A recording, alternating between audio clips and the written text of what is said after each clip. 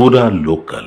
తెలంగాణ రాష్ట్ర ప్రభుత్వం అత్యంత ప్రతిష్టాత్మకంగా రాష్ట్రంలో అధికారంలోకి వచ్చిన మొదటి పథకం మహాలక్ష్మి పథకం ప్రవేశపెట్టి రాష్ట్ర చరిత్రలో చరిత్ర సృష్టించినటువంటి ప్రభుత్వం తెలంగాణ రాష్ట్ర ప్రభుత్వం. రేవంత్ రెడ్డి గారి నాయకత్వంలో దీనికి సంబంధించినటువంటి మంత్రి పొన్నం ప్రభాకర్ అన్న గారి పూర్తి సహాయ సహకారాలతో ఇవాళ తెలంగాణ రాష్ట్ర ఆర్టీసీ లాభాల బాటలో పట్టిందనడానికి నిదర్శనమే మహాలక్ష్మి పథకం. 6,680 కోట్లతోటి ఆర్టీసీని లాభాల్లోకి తీసుకొచ్చినటువంటి ఘనత ఈ రోజు దానికి సంబంధించినటువంటి మంత్రి పొన్నం ప్రభాకర్ అన్న గారిని, అదేవిధంగా రాష్ట్ర ప్రభుత్వాన్ని తెలియజేస్తూ కాలుష్యం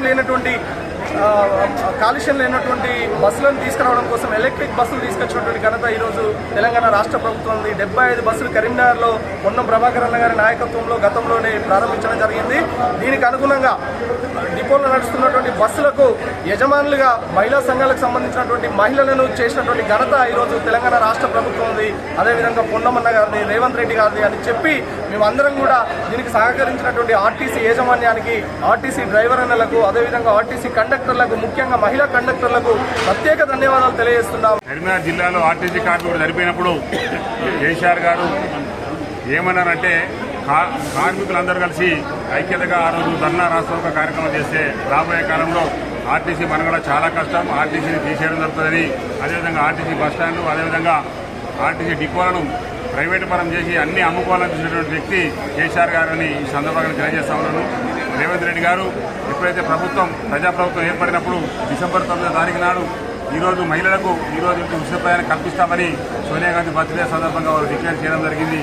పొన్నం ప్రభాకర్ గారి యొక్క శాఖకు మంత్రిగా వహించారు కాబట్టి ఈరోజు ఇన్ని లాభాల బాటలో ఈరోజు మన ఆర్టీసీ నడుస్తూ ఉంది.